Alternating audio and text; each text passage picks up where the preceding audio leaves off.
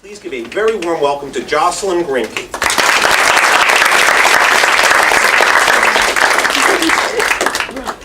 Work your, By the way, there's a quiz on that at the end. Yeah. Like, who did that?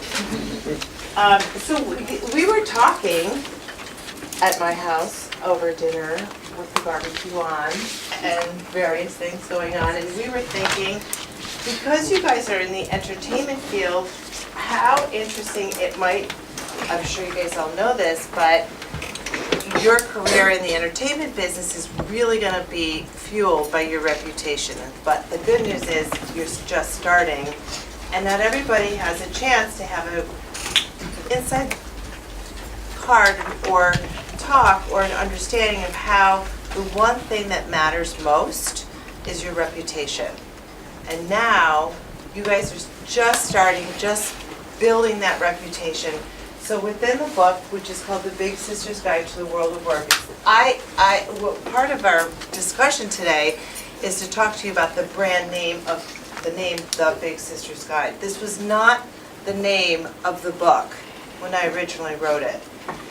The reason it's called The Big Sister's Guide is for two reasons. One, Simon & Schuster and most publishing houses, all advice books are bought mainly by women when this came out. So it was How to Succeed in Business Without Really Trying, and that was the name of the book. And then they changed to this. I had no say-so over the cover either. When you're an author, and even when you're a first-time writer, oftentimes you just sort of have to do what they say. So they pay you so that it gets done, and then you have a book, and then you have a screenplay, or then you have a show. So that's how this started. And also I started this because every job I've had was Philip Morris. Then I went to AT&T after Philip Morris. Yes, it's a long time ago already. And then I went to Winter Media, which is Rolling Stone, Us, and Men's Journal. And because I was the head of broadcasting, which at that time means go away and take those brands and make them something other than a print magazine. So hey, I wanted to make TV shows out of it, and syndicated radio shows. And then, now they call it native advertising, and then they had nothing. I literally had no experience in television or radio production or anything. I mean, it was really a blank slate. And so everyone used to come into my office, and believe it or not, then is when the O.J. Simpson trial was happening. And so I was the only one with a TV. I was the only one with a computer linked at that time, which was probably, in the early 90s, I guess. And so everybody was in my office smoking cigarettes, smoking pot. Everybody's in there. That's when you could do that stuff, and it was no big deal. And so I became like a go-to person because you could be casual in my office, and I became a big sister, not just to women, but to men, too. And it was very frustrating. You guys, hopefully you won't see, is working a million hours and other people getting promoted, and why you're not getting promoted. Or they're getting a better deal and you're not getting the same deal. Or there's some favoritism, which always happens in a corporate setting, and you're not, seeing the same thing. So, so it came to me and to Marcel, who I work with, hey, you know what, let's figure out why did I, from Buffalo, whose mother was a teacher and father was an orthodontist, who knew nothing, I never stepped foot in New York before I graduated from Syracuse, and that's where we went to school. I literally knew nothing. And so I, in a lot of ways, failed up. But I succeeded because I produced. I actually said, here, go do this project and figure it out and come back. So I had no mentor. At the time I started to realize, okay, I got to figure this out. I got to figure out why is it working for me and isn't working for, let's say, Marcel, who was my partner. So I asked her to do the book with me. So we just need to move it to the next slide.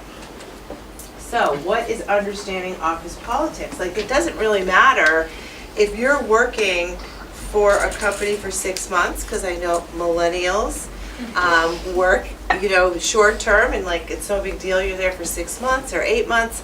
Or me, and the two of us are old world. I mean, I was with Philip Morris for 5 years, and then I went to AT&T for a year, and then I was at Winter for 5, and I was at Hachette for 6. I mean, and then I joined Column for 13. I mean, that's insane. Now, it's almost like a step against you if you don't experience more. But the one thing about understanding office politics, it really is a foreign country. It's a foreign planet. And we made this term up to be in the book. It's office politicus. I mean, there are subtle things you really have to know moving forward, because our generation is pretty much in charge as CEOs, as senior VPs, or making that decision. And we've been groomed to play within the field. And the one thing that you have is build your reputation, and how do you do that is by building relationships and learning new skills, and wherever you go. So what does build relationships mean? I mean, I know, meet the guy next door, or your cube mate. No, it's really like taking an interest in people that you're talking to authentically. Like, good morning, how are you? Notice the things on their desk. Like, take 5 minutes and be sincere when you're looking someone in the face and you say, hey, your hair looks really great today. Like, and you can She didn't feel. use that one on me. No.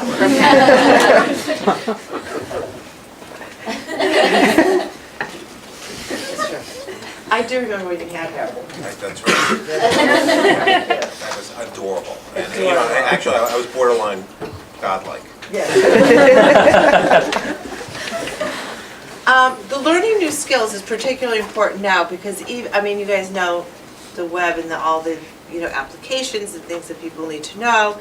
I mean, to not be up, not on the latest and the greatest, but like know how to do PowerPoint, know how to do Excel, know how to access an app, know what an iPhone 6 is. Not that obviously everybody in this room knows, but there's Androids, there's different things that as you move forward within each of one of your selected industries, and within that industry are niches, and within that niche is specific words that you use, for example, in the television and production and writing.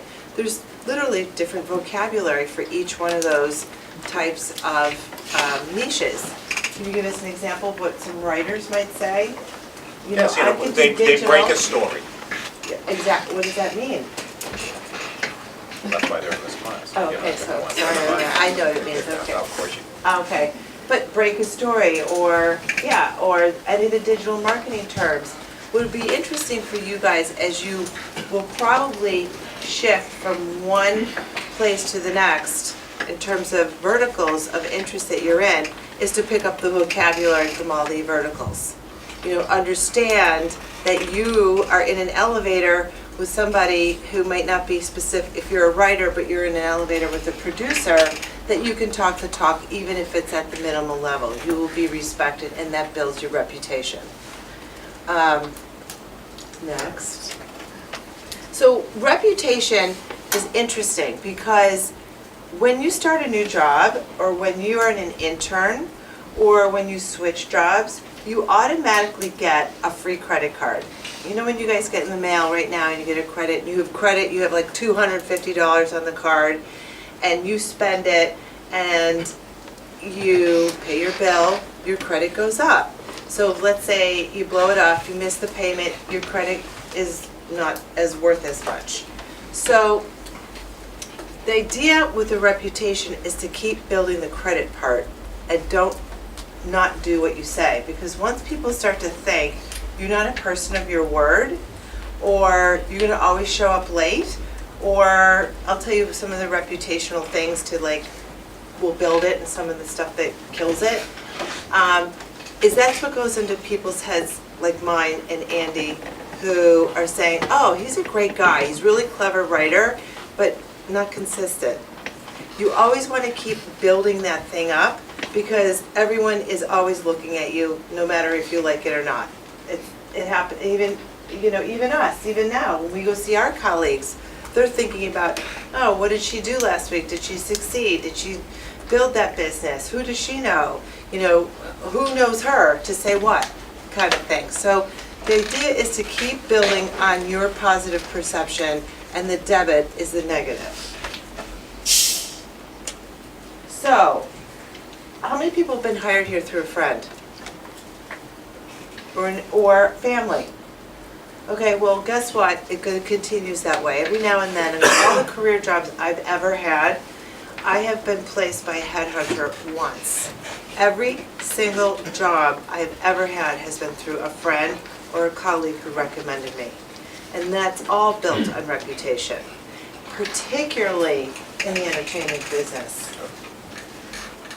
It's really, and particularly this, because the television shows that I produce, I had to figure out who was going to be the runner, I had to figure out who was going to be a producer. I'm an executive producer, I don't do that stuff. I just think of the idea, and then I pull the pieces together of a writer, a runner, and a showrunner, and a director, and the talent. And then they work it out. It's my vision, but they work it out. So how do I find all those people? I call people I know who say, do you know? And they say, sure, I worked with Jamie last week on a show. She was amazing, really easy to get along with. Let me show you, call her, call him, call Andy. You know, so the word of mouth gets you hired over any resume and any reference. Because references are bullshit. You know, they are total bullshit. I don't need to call a reference to hear you tell me that, you know, Jamie's great. I already know you think that. That's why they're signed up for a reference. The idea is to go the background, the back way. Who knows who to really find the scoop on that person. That's how it works. It really works more in the entertainment business. If I were to think about banking or social work, those are really more, you know, built on schools and things like that. I mean, I can't even tell you how many times people have been in my office, and I was just about to hire somebody. In fact, this one incident where I was literally making the offer, and as a courtesy, I brought the resume into my boss and said, I would like to hire this guy. He's going to start in 2 weeks. And another senior person came in and said, that jerk, and that was the end of him. I couldn't hire him, because it was a senior person to me and a senior person to my boss, and it was over. I mean, that jerk. And for me to argue back and forth on something like that, there's too many people who are talented out there, so unfortunately, he got cut from the job. It's a true story. So there's been plenty of people who've been in my office who Harvard Business School, you know, Princeton, even Syracuse and Newhouse, where we went. But it's, you know, the thing is to make sure that you're very careful of how you present yourself and what you say and what you do at the workplace. And now what does all that mean? One of the things that you and I didn't have to face was a social media presence, unless it was page 6 of the Post. So guys, Yes. Facebook page, clean it up when you start looking. I mean, really, get less of the beer pong shots and everything like that, because I guarantee if you plan on going to a big company, they have people who are hired just to look every nook and cranny about your reputation. So they don't want, you know, look, you're allowed to have lives. You don't necessarily have to broadcast it, okay? Just, you know, it's work, you know? The only thing I always thought that I put the social media, I don't know how you feel about it, unless it was funny. Like, Okay. I thought if somebody, even if it was a little outrageous and it But was here's the funny, thing. I would appreciate it. But it's I like anybody who personally tells a appreciate that. joke, you know, they have to know your personality Yeah. before it becomes funny. Right. They have to know your delivery system. They have to, you know, know those shadings of gray. You Right, know, the kind of the inflection points. right. I don't know. I mean, I know people who've lost jobs that I've recommended because somebody in HR has done a little homework digging, and they saw that a blog somebody wrote, and they thought they were probably being funny, but they wrote something that could be perceived as offensive. Well, it's also if you're going to work for a company who's hiring you versus being an independent person. Please note, we're independent, you know what I mean?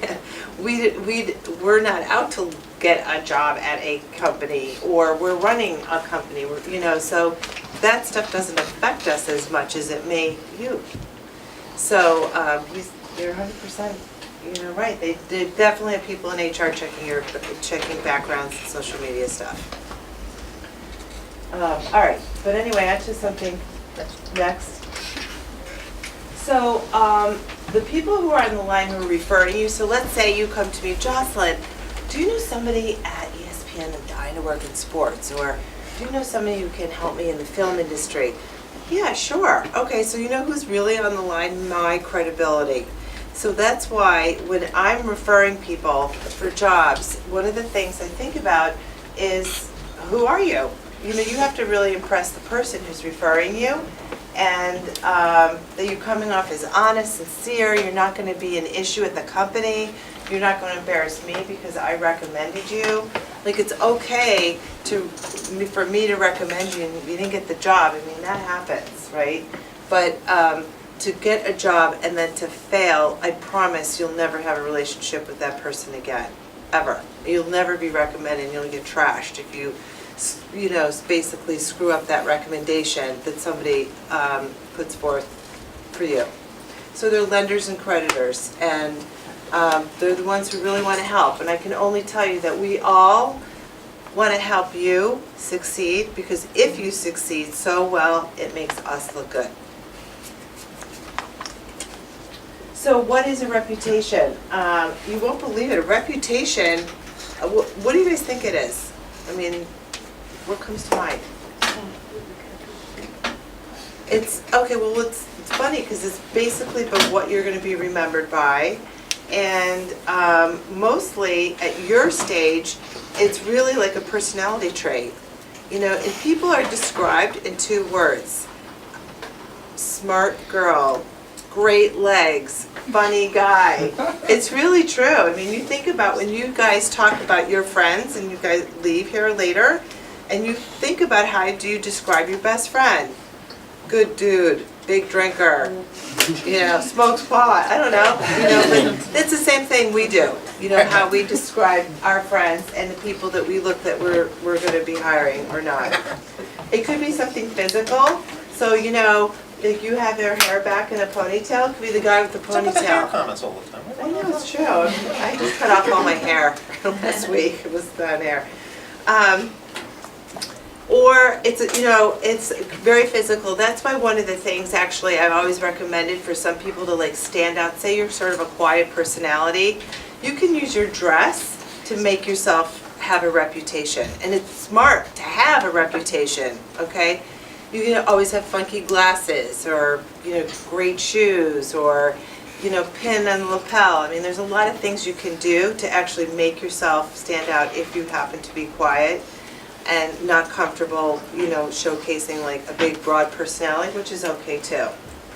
So it's bottom line at the end, it's basically what you're going to be judged by and what you're going to be remembered for. And it takes you with you wherever you go. And it kind of doesn't matter if you start in New York and then you end up in LA, you move to Tokyo, and then all of a sudden you're in Berlin working at the film festival. It all follows you wherever you go. Give me like a, Yeah, you. there. Yeah. So what are good reputation builders? Honestly, the biggest one in here is, for me, I've always hired people who are fun. Because anybody who's funny is smart, in my mind. I swear to God. Like, if I'm going to sit around for 10 hours a day, I kind of want to be with somebody who's easy to be with and funny. And most of the time, funny people are really reliable. I've worked with so many comedians in the past. But so positive, you know, diplomatic. What does diplomatic mean? You know what diplomatic means, which is sort of like the same thing as office politics, is giving credit to what somebody else says. It doesn't mean they're right. It just means you're acknowledging what they're saying in a nice way, and then you do what you want. That's what it basically means. You know, sure, I heard what you said about that script. Thank you. I'll take that input. Then you go and never change it, or whatever you do. But that's being. Remember that, producers. Consistent is really big. You want to be consistent with your dress. I totally did not do that, okay? I used to dress in a suit sometimes, like the blue suit. You guys don't do that anymore, but, and then I would do a downtown look. And then I would do like the casual look. I just wasn't consistent. And I think that killed my reputation when at a certain point in my career. Till somebody What actually age were you, said Jocelyn, something. when you did that? Huh? Were you still finding yourself? I mean, that's okay too. Yeah. You're still kind of like evolving as a person, because who Yeah. you are in your 20s isn't necessarily the same person you're being in your 30s and so on. I mean, so I assume that was more in your 20s. You're Yes. still kind of finding who is Jocelyn in the workplace. Correct. And I didn't have anybody to say, be consistent. You know, so I was making it up as I went, and that's why it was not great. But, you know, and I was trying to find my own style, and it was really hard because I didn't have a mentor. You didn't have somebody to like give me the scoop, black and white, you know, do this, don't do that. So at least I knew what the rules were. But the consistency is pretty big. So when we wrote this book, we interviewed over 300 people. 300 people, and that's a sample size in the country that's, you know, considered very legitimate. And so one of all the people said, I asked, look, what is it that you really respect from a boss? Like, why do you like that person? Like, what makes it easy and you want to work for that one? Well, the boss was always consistent in mood, very big, and in the ask. The ask means, you know, what they expected from the employee.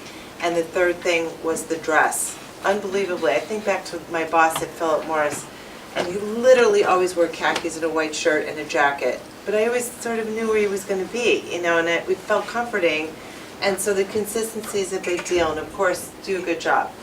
Polite is always good, you know, don't be cranky in the morning. And if you are cranky, you know you're cranky, then you have to be conscious about not being cranky because it's important that people know that you're nice.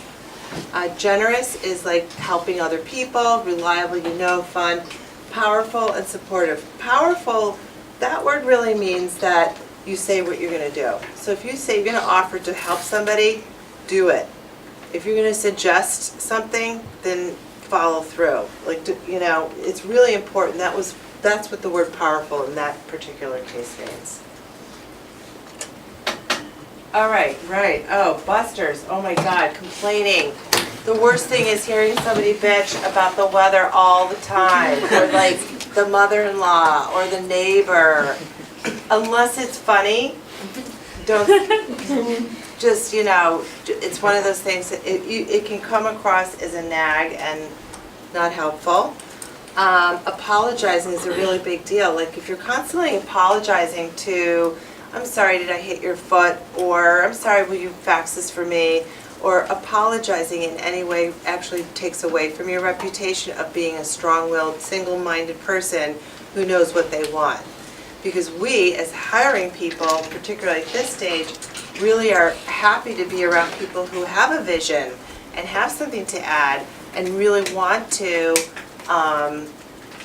participate, but not constantly, oh, okay, if you, let's say you disagree, you suggest something to me and I don't like it, and then you apologize for making that suggestion, actually puts you in the negative spot versus, okay, I'll change it, thank you for the input. You don't have to say you're sorry. Not staying on current news. I've been in the elevator with people who work for me who literally did not know what was going on in the news. So take a quick look on all the major sites if you can, or pick two, CNN, Fox, ABC, whatever it is, news, and know one or two stories. You don't have to know like everything about the ISIS situation or everything about like that lady who was going to jail for 7 years for helping those two prisoners get out. You know, just in general. How was your hand, by the way? What? Oh, God? Okay. What? What? What? Who? Sure. Yeah, How was your oh, hand, by the way? oh, yeah. Yep. She doesn't want to admit it. Complete DNA match, okay, with her family.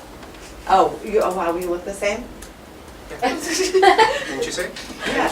I mean, it's like a before and after ad. I'm telling you, it's like, you know, she looks like you before she goes in for a makeover, and that's you. I swear to God. Really? I really should do a split screen right now. Absolutely. Thank you.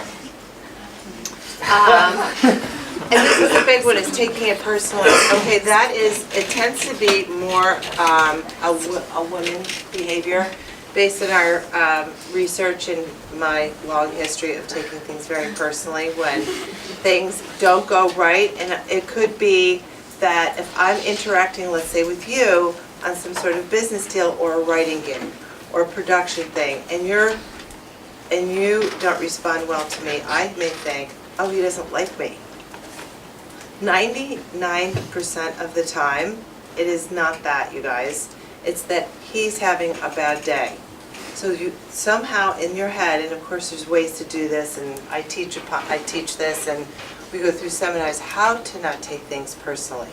But within the business of judgment of where you guys are going to be, people are judging your work all the time.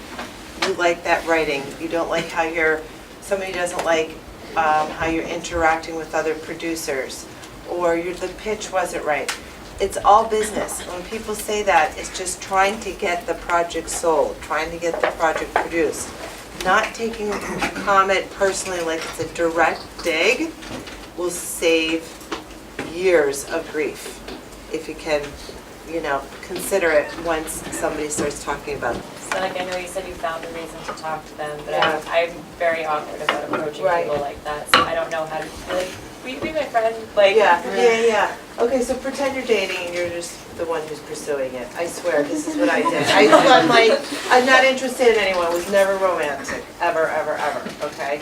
Because if you fool around at work, you guys, it's Reputation. your reputation, and someone's gonna go. One of you will go, and that's what happens. And believe me, I've been around it a billion zillion times, but it's just FYI about that. This is what you do. So let's say you want me to be your mentor. First of all, the gut. You know what I mean? Like somebody who you can see you want to kind of be friends with. So in our world, we always refer to these people as rabbis, not because it's a Jewish thing. Although, it makes sense. But,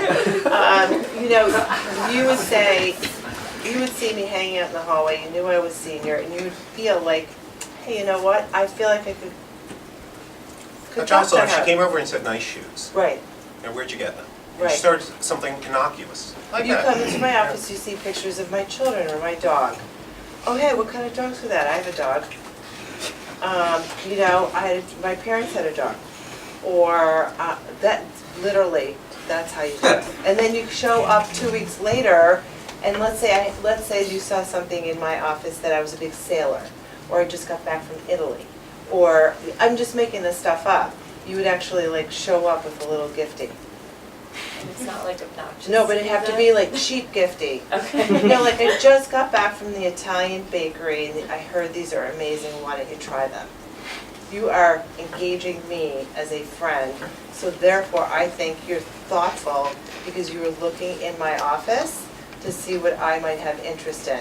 And then I would then say to you, what division do you work in? And you're going to tell me, oh, you work for so-and-so. And then I'm going to be in my head, oh, she works for a really tough guy. And I'm going to ask you a few more questions, but it's short and sweet and you build it, build it, build it. Does that make sense? Yeah. Does that feel comfortable? Eventually. Yeah. You should try it out with your make a new friend somewhere. Do you know what I mean? On Yeah. purpose and see how that feels. Go ahead. You and the left, for sure. Wait, No, because I referred to him in his ponytail before. right, well, we both have one. Oh, so. that's true. Anyway, so, I have a few questions. One is, when is it too much PR, for yourself? When does it become, Obnoxious. obnoxious? Mhm. Two, what if somebody at the office who maybe you're competing with literally wants, you need to fail for them to succeed? So, what if a person like that exists? Yeah. How do you handle that? Okay, so the thing about you PRing, pressing yourself, is that you should really record yourself and how you present yourself. Seriously, you guys are in television production, record yourself to say, you know what, I wrote a book, my name's Jocelyn Greenky, I'm pretty successful at my book, it was a starred review, I worked with some amazing companies, I've been very successful on Fox, ESPN, I've co-founded 2 companies, I don't sound obnoxious. I'm just saying, you have to practice that is my point. And everyone would have to practice that to make sure that you're building it on fact. You can't make this stuff up. That's the other thing. You can't say, just got back with Kim Kardashian and her whole friend and Caitlyn, and maybe half of that's true. You know, Jocelyn, you and I actually talked about something. You might actually get into an elevator with somebody, recognize who that person is, and you might only have 20 seconds to make a damn impression. Yeah. A real impression. Do you ever hear the term elevator pitch? You should have the long form as well as the 20-second form. Right, hi, yeah. Oh my God, I am such a fan of your work. And because I know the clock is counting down, I'm a NYU film and television student. Tish, may I call your office? May I get you? Can I, 5 minutes of your time for a 5 coffee? minutes, that's right. I mean, something simple. You gotta do the headlines. My name is, they'll probably appreciate, Right, you know, if you do it respectfully. but he wants to okay? know about how much he wants to press himself, so my point is, Oh, I'm not worried about Adam. He's gonna be Stick- fine. you Yeah, know, we're all gonna work for Adam Zell one day. I just need you all to hear this, okay? All right? stick it on fact, and be nice about it. Are you a nice guy? I'm working on it. Wait, Adam, what book did I ask you to read last week, or what play? I remember, I actually looked it up, but I forget the title. Does anybody know a play called What Makes Sammy Run? About Sammy Glick? One of the best kind of like stories about how to make it in the business, but not by, I would say, the best means. And I Right. meant, but it's actually a very good moralistic Being a story. nice, being known as being a nice guy, I mean, not to say there aren't people who aren't so nice. Schmucks. Schmucks in the entertainment It's like a business. Jewish. But you really want to be the reputation of a nice guy, because you'll have more people who will want to work for you for less, for more, and for better. Well, So, and but what, and so the what other do you do if person- someone wants to destroy you at the office? That was my part That two was the other thing, question. well, part of it is the mentor is going to save you. It's somebody who's got your back. Okay. And that's, again, not your boss, can't be your boss. Not your boss. I wonder why though. Because your boss may be jealous, may think that your boss can get rid of you. That's why, For any reason. for any reason. so, but to go back to your PR question I mean, the elevator Yes. pitch, super brilliant, definitely. But on a wider scale, like if you're talking actually pitching media or what you're posting regularly to social media or blogging or all of that, a really good rule of thumb that fits with your nice guy comment is figure out how you're helping people. Figure out what your project does, not just for you that you're plugging, but for all of the people working on it, and plug it in that way. So, particularly with the media, name dropping in and of itself isn't very good. It won't get you the story coverage. But having an action sort of log line, to think of it in film terms, of what you're accomplishing and why it's newsworthy, that's something that's worth bragging about. So just when Jennifer is working with me, because part of the reasons I wanted to come talk to you guys is because we're thinking of making the Big Sisters brand a brand. Not just a book, but a TV show, potentially reality. And we wanted, maybe not tonight, but we worked, maybe it's tonight, to talk about how or what that would make sense for you. So she's working on it with me, but we'll come back to that. Go ahead. Hi, Jocelyn. First of all, thank you. I love it. It's like a entertainment female version of Dale Carnegie, sort of. Oh, God bless you. Yeah. There's like a whole bunch of zeros that he got, but yes. But anyways, you. my question is specific. I'm not involved in TV and film, but I'm involved in the entertainment industry. Yep. And one of the issues I've run into is because everyone does know everybody, and people do go around doors to say, well, how is she before I hire her? And because, like you said, we tend to keep jobs for 6 to 8 months, and if you have to leave a job, let's say, because it's just not working out, how can you leave a job without lying, but leaving still a good reputation so that when it comes back around, you don't Do you get... remember seeing the things that you're supposed to do as being consistent, powerful, Yeah. fun, generous? That's how you do it. Because in the end, now, where we would go back and it would sort of be like good hall talk, who got fired and why, no one gives a shit anymore. They're just Right. like, it's moved on, it's like yesterday, it's like 2 seconds ago news. Everything's going so fast, it doesn't matter if you got fired or you quit or this happened or that happened. You're gonna be employed because you're always learning new skills. But you have to be a decent person at that job and treat those other people decently. Because someone's gonna call somebody about you. That is going to happen. For So- every single person in this room, I promise. So quitting isn't like that bad then? No, Not go today. ahead, quit. Okay. What, I mean, I don't have the same stomach as you guys do, which is like to quit and not have something. we have a lot more responsibility. You know, when you have a family, Yeah. you need a little more structure. Correct. Things like that. And, Right. you know, our kids are closer to college age than not, so, Right. you know, things like that. We're a little more Yeah, we set in our need- ways. Right. A little bit. Have you ever experienced a job or a situation in an office where like you're really trying, you're doing all those things, and then your boss or your superior is just not responding to you, and they just, well, 'cause I'm in a situation right now where my immediate superior, I think that she likes me, but like she just never gives me any indication that I'm doing a good job or I'm like, You have no indication? she's not. Okay, this is the part where you don't take it personally. Yeah. Remember?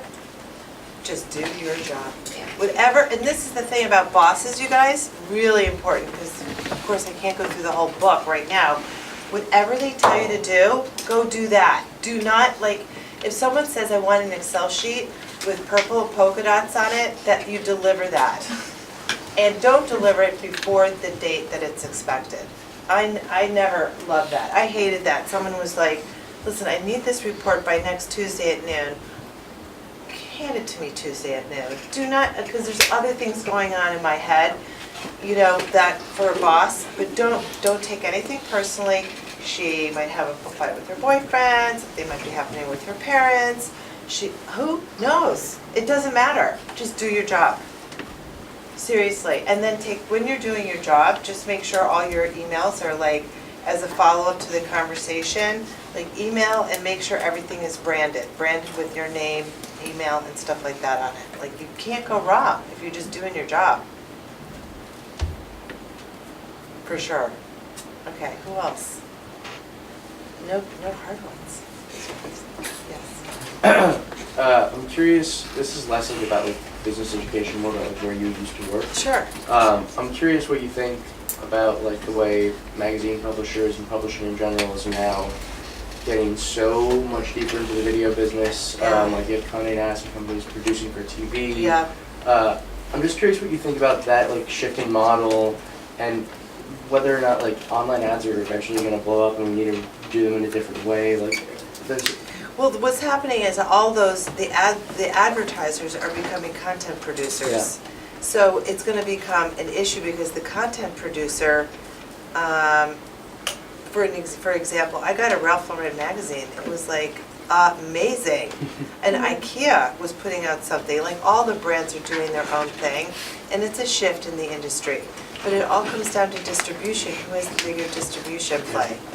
So because it was the distribution for print was receding, they had to break out into the television, you know, into all these other things. Like, and they're producing a ton of content, and there's big views, but they're still not making money. I mean, Andrew, again, a guy we went to college with, Andrew Siegel runs, you know, Condé Nast. He's an old friend of mine, and they're still not making money with all that digital stuff. Yeah. So their distribution is being relied on that. So I think it's going to ebb and flow. The ads, it's a real problem because people can produce cheaply. So if I'm Condé Nast and I can go to a room like this, I bet every single person here would work for free if I said, you guys can produce for, you know, Vogue.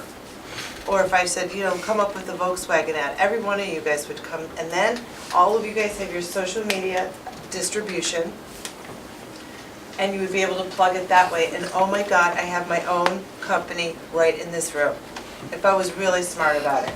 You know what I mean? Like, right here. I feel like there's more and more resistance to that, like at an industry level of like getting like the HuffPo model of just having free writers doing unpaid work. It was first to market, that's not gonna work anymore.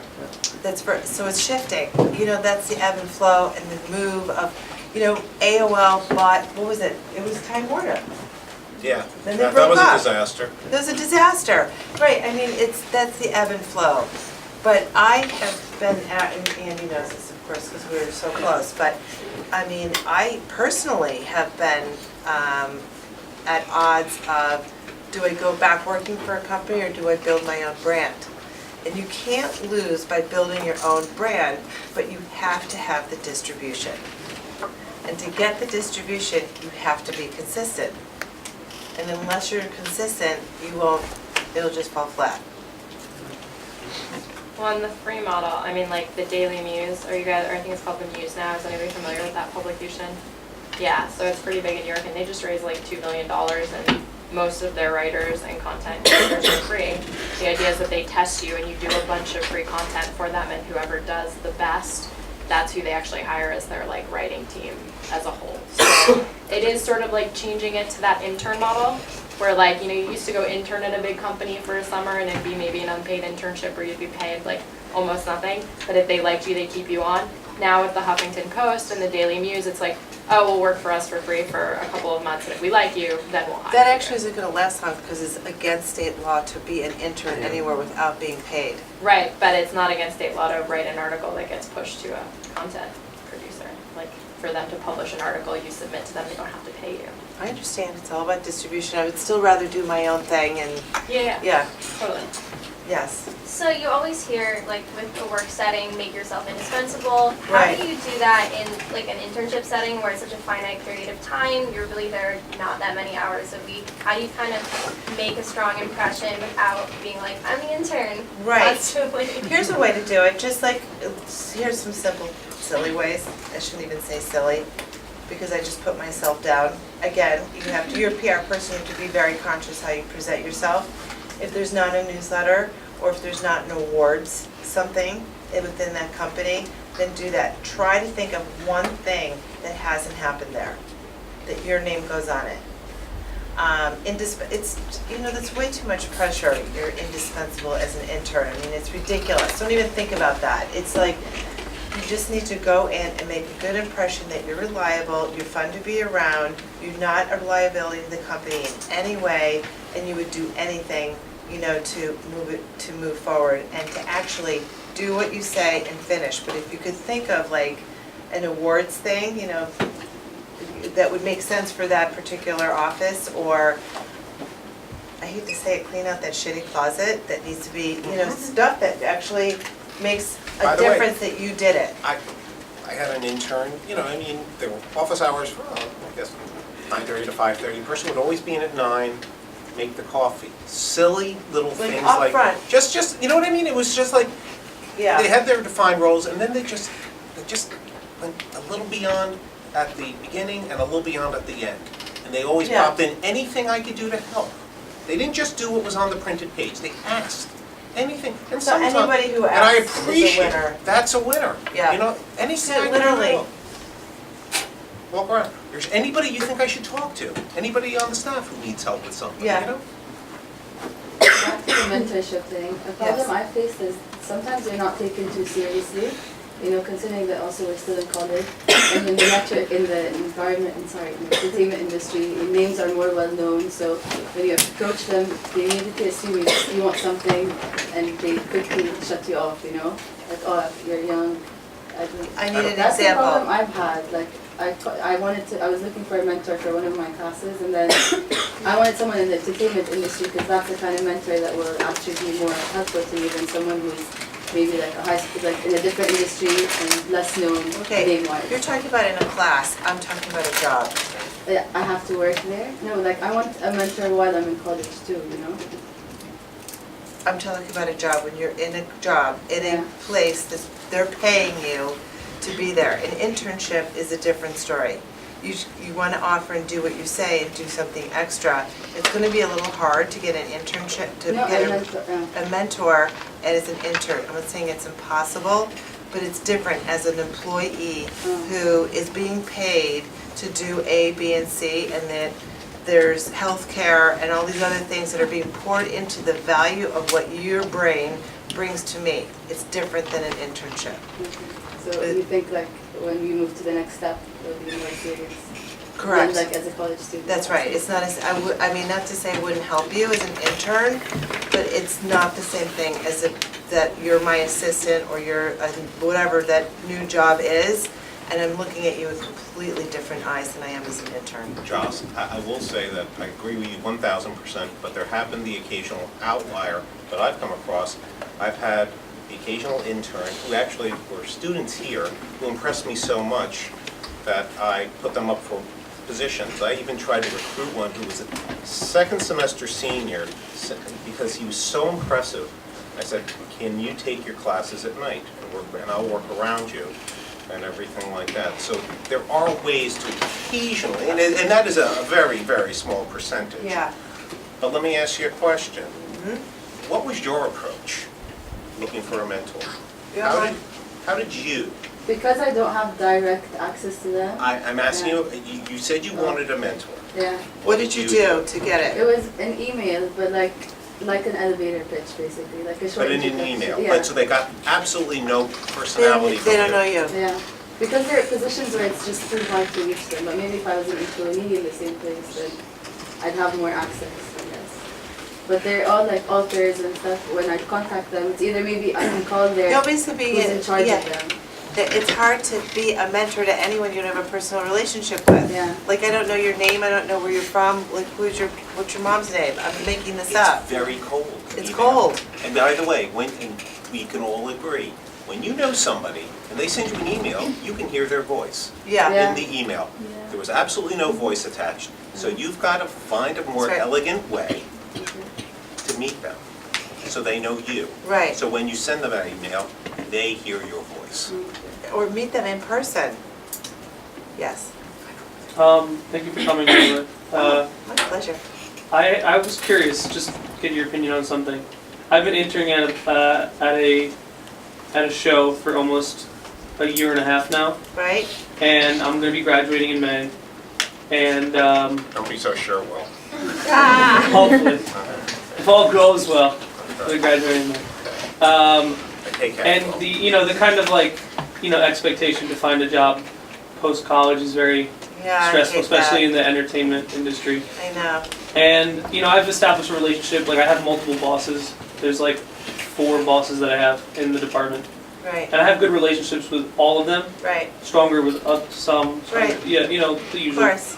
And I'm just curious, like, what's the type of I'm not saying approach in the sense that like my mindset is post college working there for real, but there is opportunity in the show that I work at to rise from intern. It's not unprecedented. Of course. One of my bosses started as an intern, then became a PA, and now is production coordinator.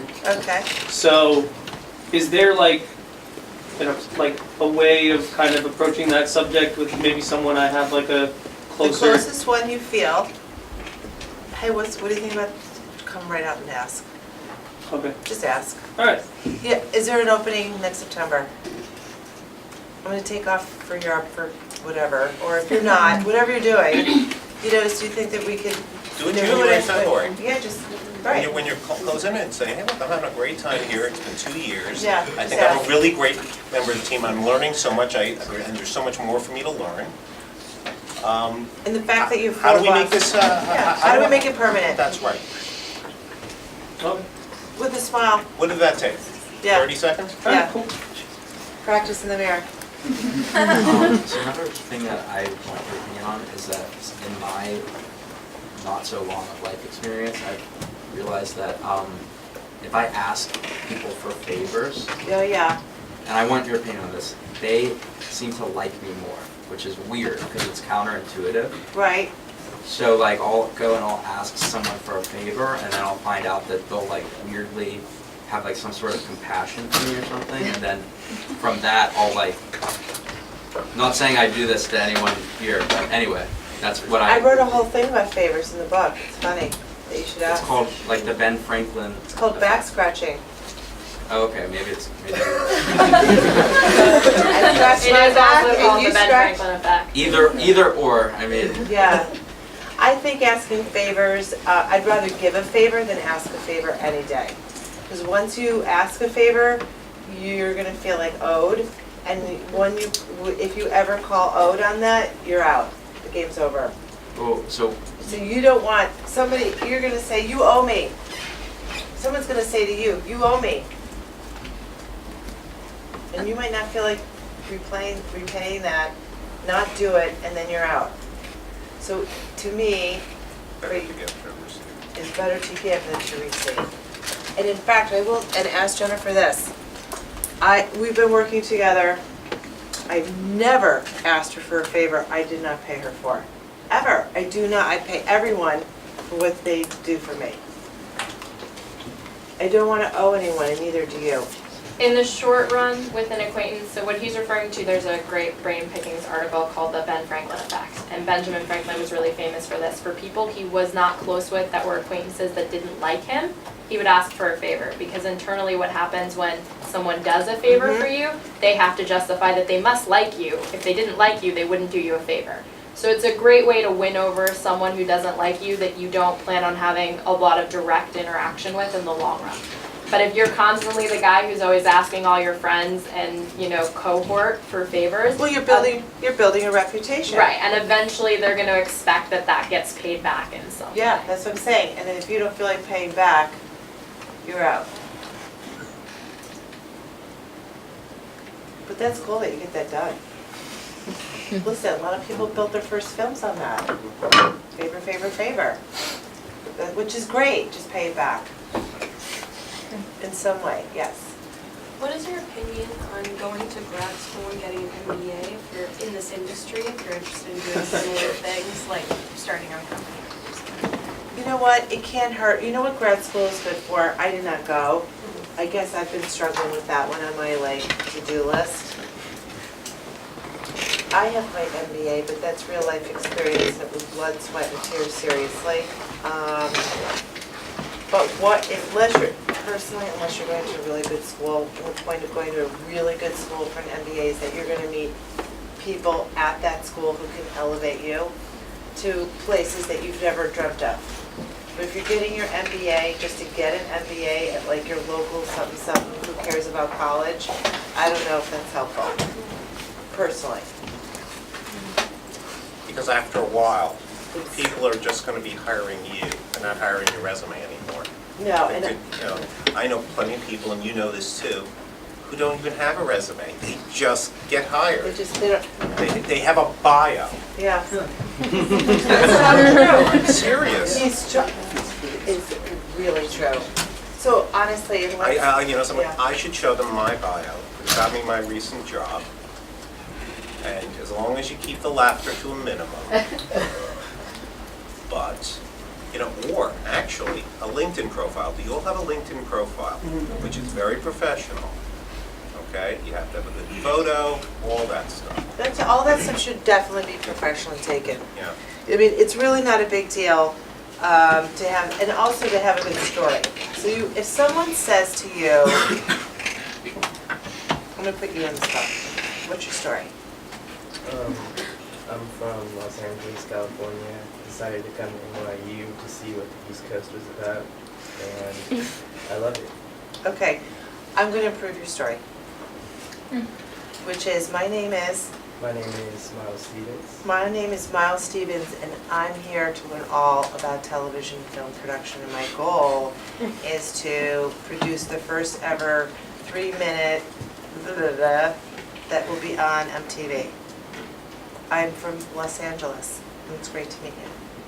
So I want to hear that's your story. So having a good story, all of you guys, is really important, and it should last 30 seconds, because you don't have a big story. He's got a big story. I have a big story, but we're 52 years old. You know what I mean? And later tonight, we're going to cut Jocelyn open, count the rings to prove that she's actually.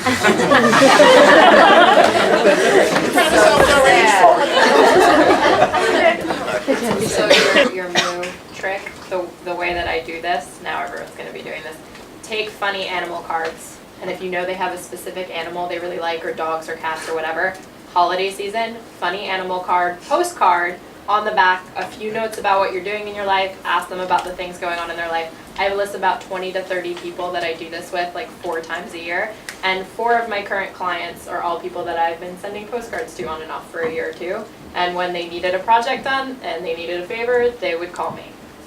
So something that's funny and not offensive, not like cute dying animals, but cute animals, Yes. something in that vein.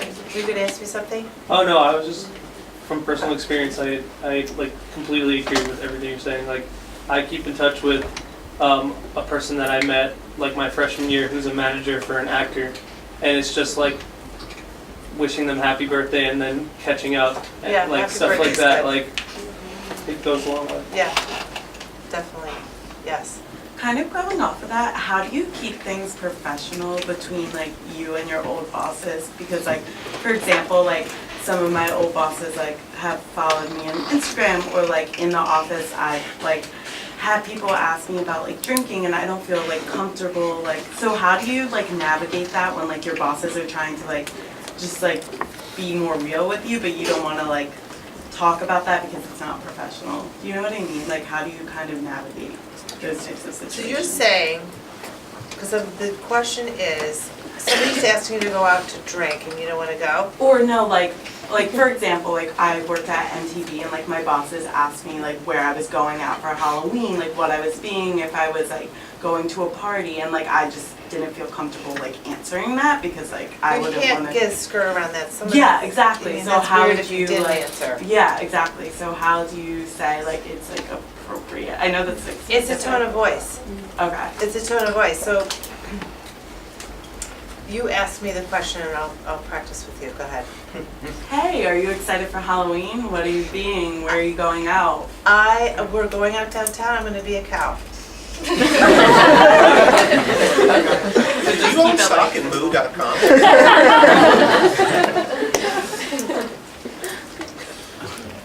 And then you're like, hope you have a great time. I'll catch up with you later. Yeah. I have a trigger question for you in your experience as a woman who has, has navigated this industry. I just, as coming up as, a young woman, Yeah. like two-thirds, like I think the class, NYU's now saying 70-30, like officially, Yeah. because it's true. Just, advice, because this is my first time I'm working in a place with a lot more men, and I have already experienced a little, A side. little shift under the Little leg bit. action under the table. But just like, That people happened to me. say things to me that I think, you would not say that to my intern friend who's a boy. But, so just your experience, So- since you've started. The question is, How do you navigate that? somebody who's making a move on you? No, just in general, like being in the women's industry and like, experiencing different barriers. Honestly, you're adorable. And, it's not going to be a big surprise that people want to be around you. So again, it's really all about how you position yourself. You know what I mean? Like you could be, hey, how you doing? Or, and you could be wearing stuff that maybe, correct, which I did. I totally did that. I totally did everything wrong. You cannot even imagine. And so, I knew you in college, I could totally imagine. it was fun. We're fun. So, your interpersonal skill set to make sure that you're not getting off that vibe is what matters. So this is all about you, because you can't manage them. You can't control what other guys or girls or whatever are going to put forth towards you. So, keeping your arms to yourself, making sure that you're friendly, but not, saying and doing things that are going to invite that conversation with the about last night stories. And on the flip side of this, don't be afraid to stand up for yourself. So like right now, I'm working on a music festival in LA, and it's electronic music, it's house, it's techno. So it's like almost all dudes. The planning team is all dudes, the artists are all dudes. And I pulled up some PR that I wanted to do, and I was plugging a female DJ. And one of my coworkers goes, no, don't. I don't know if you guys know who Annie Mac is, but he was like, don't plug Annie Mac, plug Pete Tong. They literally share like a DJ station in BBC. They have a show right after each other. To say plug Pete Tong and not Annie Mac is kind of a sexist choice. So I called them on it, and I said, look, we need to engage more women. Like, you're gonna have women coming to this festival, hopefully. It's not gonna be all a bro party. We do need some, and they heard me because now they're already planning the next year of it. And they said, we're gonna go reach out to more female artists, and we're gonna make sure we have some female DJs for the next event. So don't be afraid to sort of like acknowledge that in a really polite and professional way, but say, hey, look, here's my perspective. I don't think that's what she was saying. She was talking about people who approach her so she doesn't become, is that right? Doesn't become sort of awkward in the situation. Like how you navigated this. Yeah, I did it by, first of all, Scott is my witness. I never fool around with anyone at work, ever. Because you know what? I really like my jobs and I did not want to be the one who had to leave. So if I like what I do, then you go. Do you know what I mean? And I just like, no way. It just wasn't, there's too many choices outside of that. Unless it's like soulmate of your life, and you'll know, I guess. That's the risk that you take. You know, just ask Monica Lewinsky. And the other thing was, and how I did it was, that's the big thing. I really kept to the focus because honestly, the amount You kept of it to the like. work, Jocelyn. What? You kept it to the work. I kept it to the work. And you always circled back to the work. Also, I'm like a guy girl though, so I can tell the next dirty joke like the next one. And I always had a boyfriend, even though that was a lie, like a lot, you know. So, you know, so there was no reason for anyone to think. There was no reason to approach me. Do you know what I'm saying? Even though, you know, now and then, of course, there's, you know, can't stick to that all the time, but it's, you know, you just have to be professional where it's really kind of about work, and if it's, conversation gets to like, stuff, you just can't go over the line. By the way, you know, I think this is a good segue. You guys who have internships right now, there's going to be holiday parties coming up. Oh my you know, God. Okay? Oh God is right. It's really fun, yeah. It's something very serious. Yeah. I highly recommend one drink. One drink, and then that's it. And the rest is like. Because you guys, you know, let's face it, you can drink them under the table. Yeah. But there will be a time that there is one sip that you'll cross over to the dark side. You put the seltzer and you have a cranberry in it, like you can still drink. Fine. But you know what, once the, yeah. Because you know something? Look, we've worked a long time. It can take you 20 years to build everything she's saying, a reputation, a career. It can take you 30 seconds to undo it. And that's all you'll be known for. Instead of great guy, gets drunk and vomits at parties. Yeah, no, that's really true. And rebuilding your credit, as you guys all know, sucks way more than it is to have credit in the first place. That was actually my question is how to, like because it seems like obviously we're new to this industry and this is like our blank slate, but is there any advice if down the road something goes wrong or you need a How do you fix your reputation? You want to do it, you change your complete, this is how you do it. Your name. You change your total look. You know how this, you know a lot of celebrities all of a sudden they're out with fat, skinny, red, no glasses, big boobs, little boobs, whatever. That's on purpose. It's to change, that's what It gets you do. people talking in a different thing. Yeah. That's a good point. Yeah, it's you change your whole look. That's how you do it. I just want to ask you, what would you say is like the most important thing that you look for in a young person, exclusively a young person? Because obviously it's not, that gives us the leg up on someone who's more senior, meaning, well, interpret it I know as- you mean. Okay, so obviously it's not experience. Firmness. Yeah. You're really a dog. Obviously it's not, She just said stamina. right, true. Wouldn't that be us though? Or-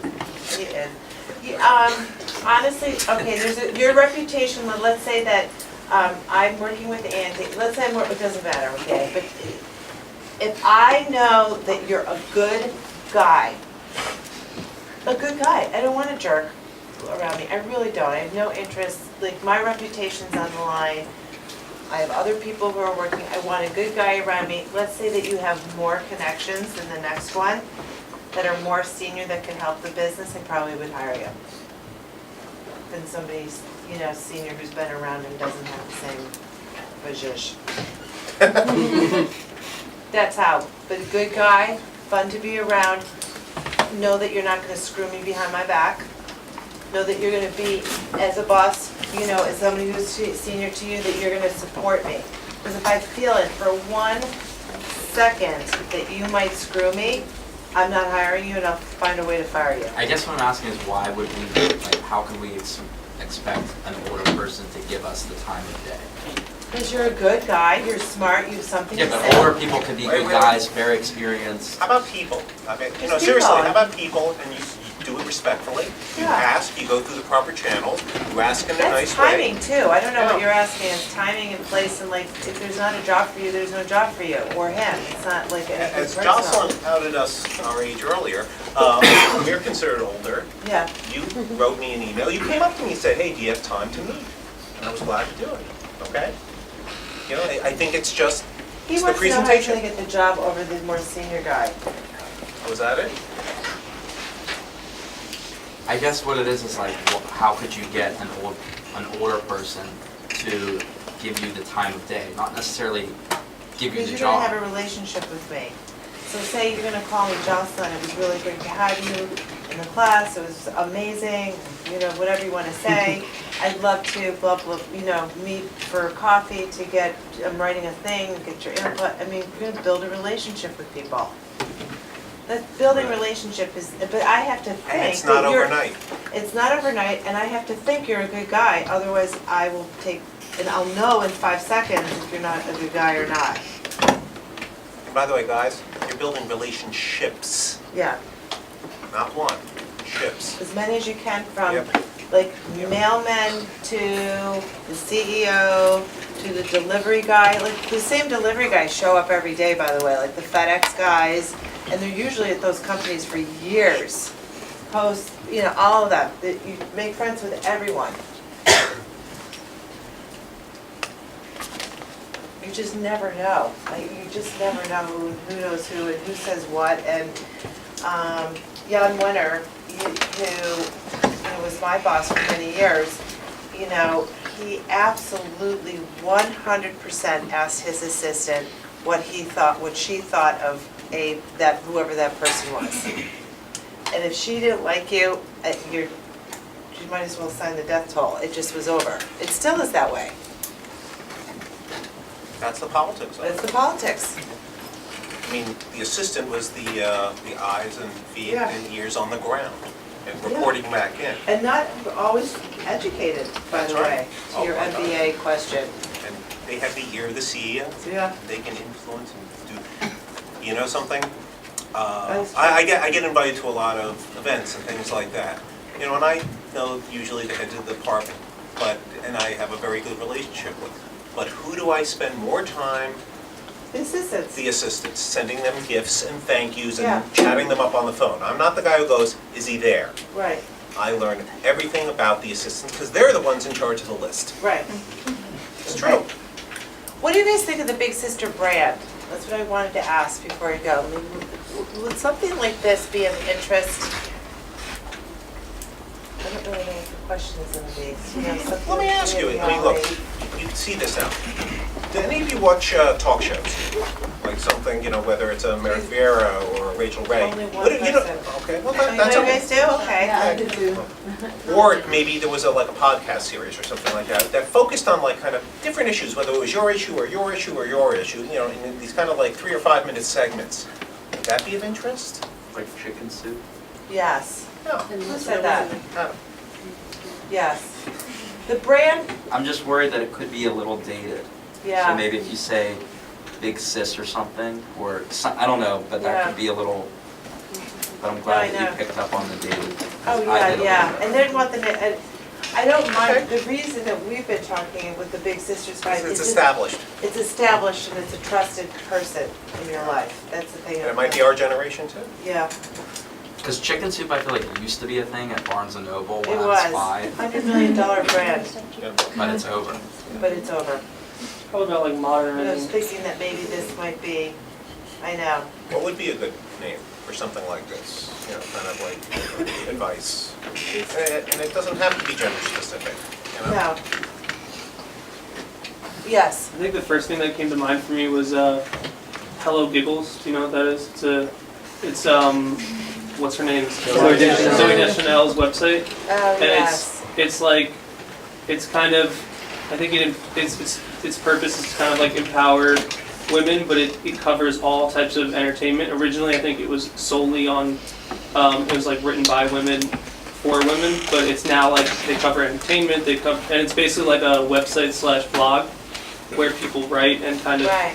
and I feel like that does really successful for her, and it's Yeah. also like like I find myself reading it a lot. Like I feel like there's really interesting takes on it. It's cute. And I look at everything though. Hats, hello giggles. I will check it out.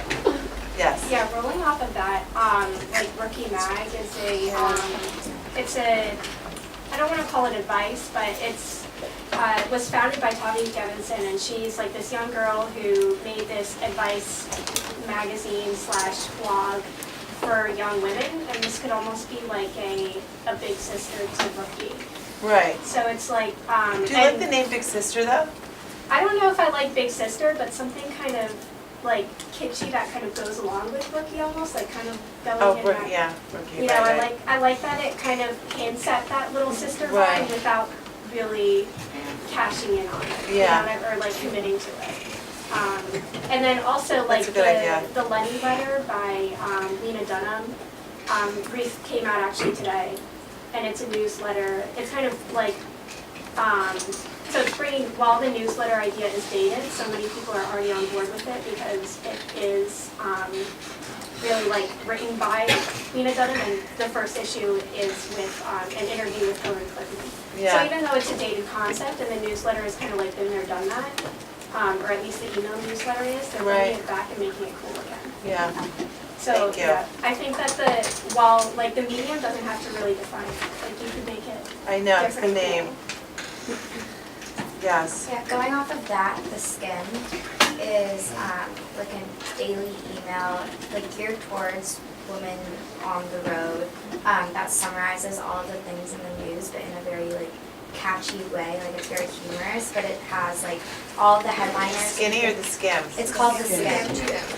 Yeah. So you could almost do something like that, but like advice for the day, like on your way to work. Yeah. Or like little reminders of, and just like covering a topic, but I think like writing it in a humorous way and like being clever about it is what makes them different. Right. Yes. You want to make a whole brand, right? So a bunch of different things under the Big Sister. Yeah, maybe. So there's, Thinking about it. you know, I'm That Girl, Alexis Jones. So that's a whole brand about this, like empowering women. And they have retreats where they take their women and they have the book and the clothing. I love women, but I'm not gender specific. Even if it's not about women, I mean the whole Yeah, idea just saying. of like they have the book and they have retreats for it. You know, this is something that would teach you skills, life skills, and that's kind of what I'm That Girl does as well. Okay. So yeah. Cute. A lot of brands out there.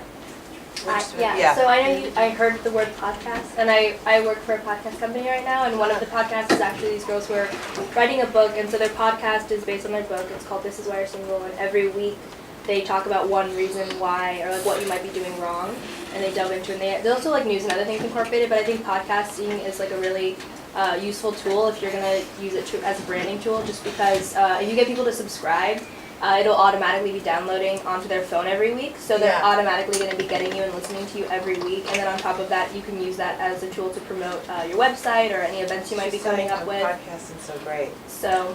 Yeah, I owe you an apology. I can tell them, Jocelyn and I were starting our own little podcast there, and I dropped the ball. So you know what I'm going to do? I'm going to make. Do you want to tell them the name? Chat and Hum. What do you think of that? Say Chat again? and Hum. Chat and Hum. Chat. What's it about? Please chat. Yeah. I always thought that networking was a pretty brutal word. Going to networks. Well, you know, people look at networking, they overemphasize the word work involved, and it really shouldn't be work. You know, it should be a little more organic, okay, where it's not. But this was kind of like a. Well, we both are in the entertainment business. Yeah. You know, it's like a little bit of a. It was a focus on You know, we were doing a little bit of a, you know, kind of like, you know, talk of the week, you know, what's going on in the world type of thing, and then we're just weaving in our own personal stories and everything like that. And, you know, so I dropped the ball on it. Yes, podcasts are big, podcasts are important, and I dropped the ball. So, Thank you for that, though, yes. I owe Jocelyn an apology for that. Yes. I was gonna say, I mean, I'm sure that like you could make a newsletter or something like that, but I feel like it'd be hard to break that out. But maybe something with like something like a LinkedIn or a professional networking type site where maybe they're investing in content right now because they're doing that. Or like anyone investing in digital content right now, I'm sure they're all looking for somewhat higher end brands that are maybe focused towards a somewhat older audience. Like that's where the market is, I think is. I don't know if I'd sign up for a daily newsletter of like advice, but maybe that's just not my. Yeah, I don't know if But I feel like I think maybe for like a weekly series type thing or a podcast. I think podcast is a great idea too. Anything like that. But I feel like since you don't necessarily know what type of content you. So the Big Sister's Guide, for back to the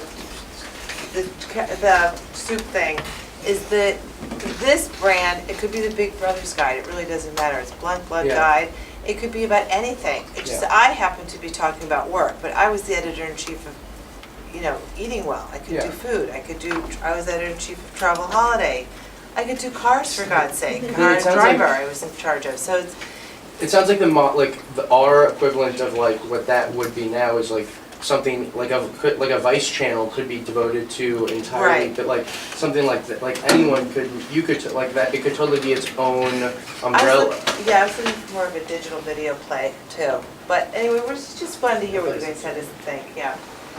I was gonna say, I think that maybe you should try to do something mobile. Meaning like on an iPhone, something that is like meant for an iPhone.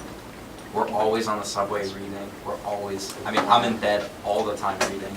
Yeah, I read the news, whatever, you guys don't need to know this, but I use my iPhone a we lot. do now. So I use my iPhone a lot. What are you wearing, Adam? Yeah. All black, all the time. No, but, and the other thing I want to tell you is just that if you put the boys' guide or Yeah. it's not me. Because I'm looking at it and I'm like, okay, that's for girls, or that's, you know what I mean? And I'm like, Right. Do you really care, guys, if it's like, But it just seems Yeah, like an old I just said I fashioned. read shit from Hello What's your name? Giggles. It doesn't really matter. It sounds just like. If there's good content, no, you're gonna look I at it. agree with the whole old-fashioned thing. It does, indeed. It feels like chicken soup still, even with the boys' guide, the girls' guide, the cooking Yeah. guide, this guide. There's a lot of guides out there, it's not Yeah. just me, I mean, you guys know there's Yeah. guides right and left. But do those do well with like our audience? Do the guides do? Well, they must be, because first of all, there's a TV show called The Girlfriend's guide. Yeah, but that's like a scripted topic, like. Well, there's no funny. reason this can't be scripted. I own the name, Yeah. there's no reason. Wait 1 second, I'm coming to you, go ahead. I think one, gendering the guide doesn't work when it's not supposed to be gendered, and also that image itself, it wasn't just that it was like what we consider feminine. It also felt like, to me, looking at the image, like kind of, in a weird way, kind of like immature. The image itself, like the one you showed us of the book. Yeah. Because it literally looks like I a had book no that I say over had that. when I was 12 years old about Right. women in different careers besides like Right, being right. homeless. Like that was, but that I literally had a book and it looked like that, and it was about women in jobs Yeah. in the work field. And It has to be contemporary. so because I feel like that image, it It was very cartoonish and very like It was all the something time that a now. teenager would read almost. Right. And I don't think that's who you're going for. No. Good.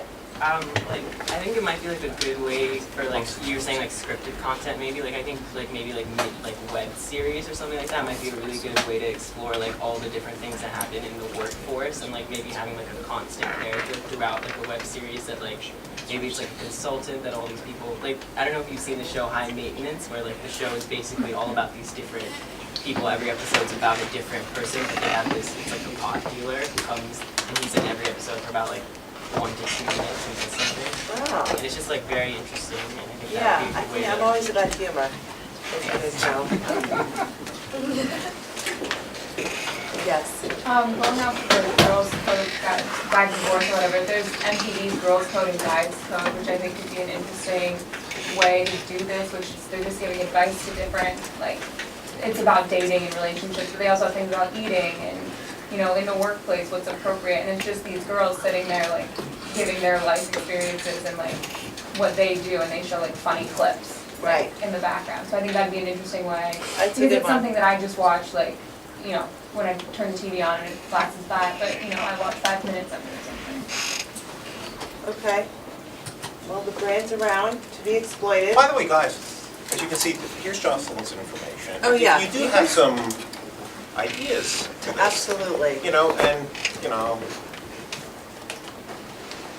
Yeah. look, I'm gonna say it, you're potentially looking for somebody to work with you in this brand and Yeah, that everything could like be. that. If anybody's looking for an internship, potentially, and really get, you know, like a one-on-one with a Yeah. very talented entrepreneur, and you will learn so much, you know, I mean, I've always told you guys, just follow the learning, Sure. okay? That will It's help a you. thought, yeah. Thank you for letting me spend time with you guys, and be happy to come back another time and talk about the Seven Dwarfs. There's another whole section to the, That's right. you know. And that's a good cliffhanger, Jocelyn. The Seven Dwarfs, that's good.